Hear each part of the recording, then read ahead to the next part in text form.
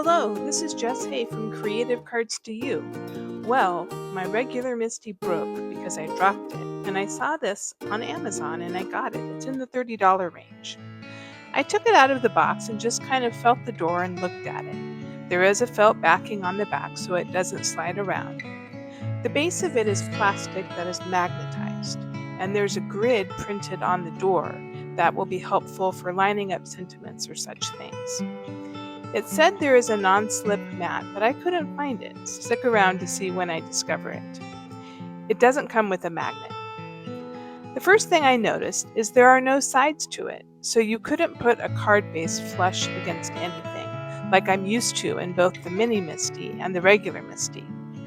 I tried it first using a magnet to adhere the background panel to the stamping platform.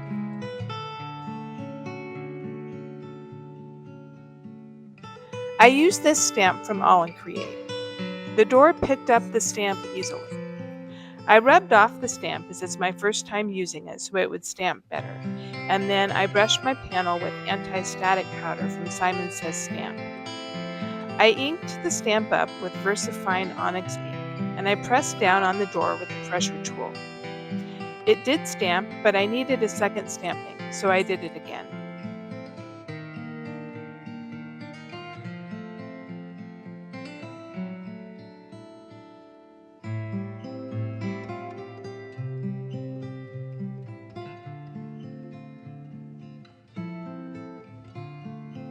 I put clear embossing powder on it and dried it with my heat tool.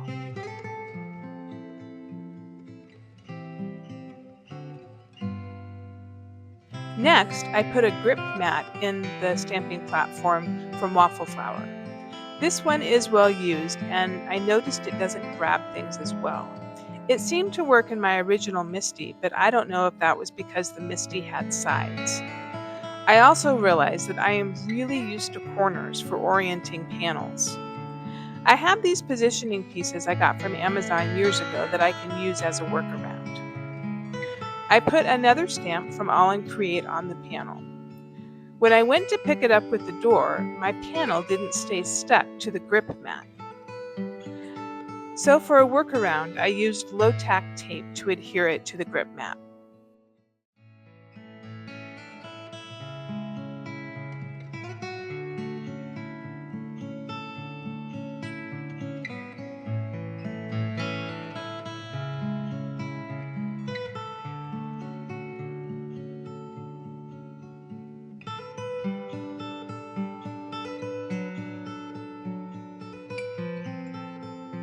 I did the same thing as before with clear embossing powder, and I was happy with the result.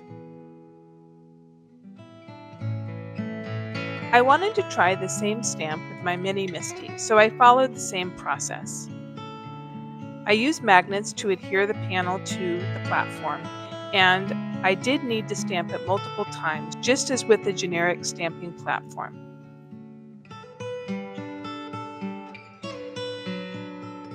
Here are the two panels side by side. I couldn't really tell much difference.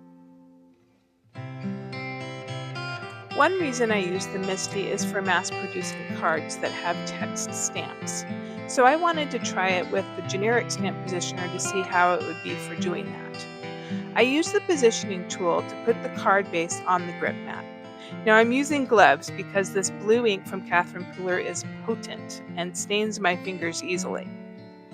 I have noticed that the door is a little bit more wobbly than the regular Misti, but funny enough, it doesn't seem to mean imprecise stamping.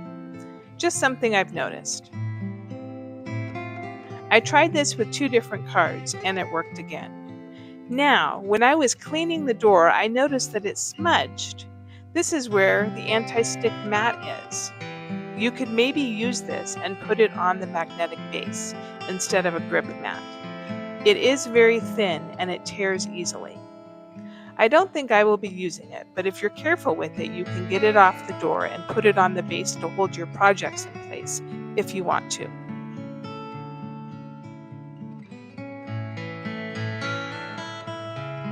Now I tried the same card in the mini Misti, and it of course worked like a charm as usual. It is much easier to position the card on the base of the platform as there are sides, and that's really what I'm used to.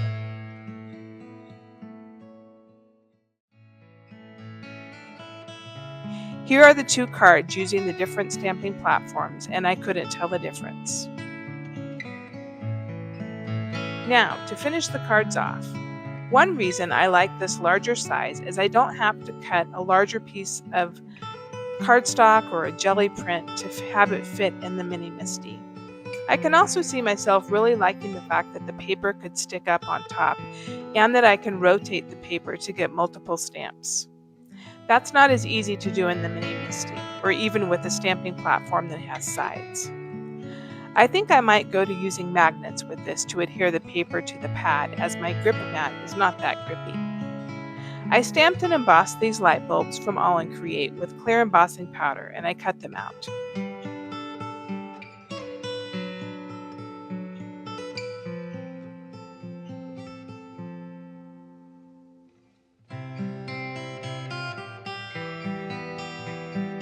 Next, I roughed up the corners of the blue panel with a distress tool. I went over the edges of all the panels with black ink, and I used liquid glue to adhere both panels to A2 card bases, and I glued the light bulbs down.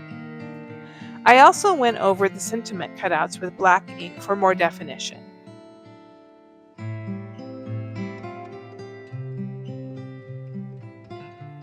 I glued down the sentiments, and these two cards are done.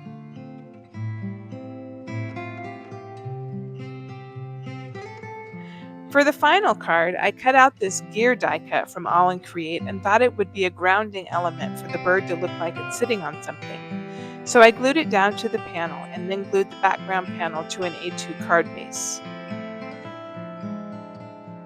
I used an existing gel print that matched some of the blue in the background and cut it out with this thank you die from Spellbinders, which I then glued to the background panel. Card number 3 is done. Well, would I get it again? Yes, I think so. It is very much a cost savings of almost $50, and I think I can get used to no edges. I have other stamping platforms I could review. Let me know in the comments below if you're interested. See you next time!